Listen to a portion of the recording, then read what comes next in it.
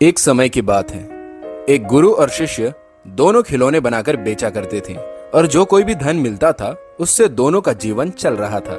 गुरु के मार्गदर्शन में शिष्य बहुत ही अच्छे खिलौने बनाने लगा था और उसके खिलौनों से ज्यादा पैसे मिला करते थे। गुरु के खिलौने औसत मूल्य पर बिकते थे, लेकिन गुरु रोज शिष्य से यही कहा करते थे, तुम्हारे खिलौनों में और भी सफाई की जरूरत है। रोज रोज गुरु यही सलाह देते थे। कुछ ही दिनों बाद शिष्य को गुरु की ये सलाह बुरी लगने लगी। शिष्य सोचने लगा, मेरे खिलौने तो गुरुजी के खिलौने से अच्छी कीमत में बिकते हैं। शायद इस वजह से गुरुजी को मेरे से जलन हो रही है, इसलिए वे रोज मुझे यही सलाह दे रहे हैं। एक दिन गुरु की सलाह से तंग आकर शिष्य गुस्सा हो गया।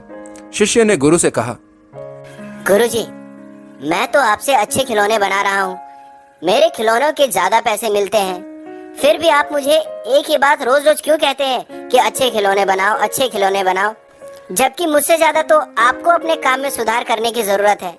गुरु समझ गए कि शिष्य को घमंड आ गया है।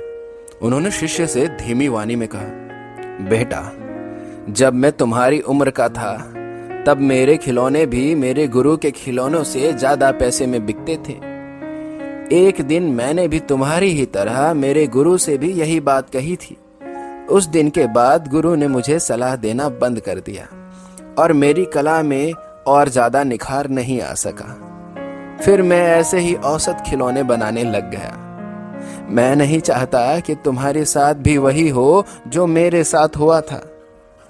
गुरु ने शिष्य पर गुस्सा नहीं किया और धीमी आवाज में जो बातें कही वो शिष्य को बहुत अच्छी लगी और उनके दिल में उतर गई। उसने गुरु से क्षमा मांगी और अपनी कला को निखारने में फिर से जुट गया।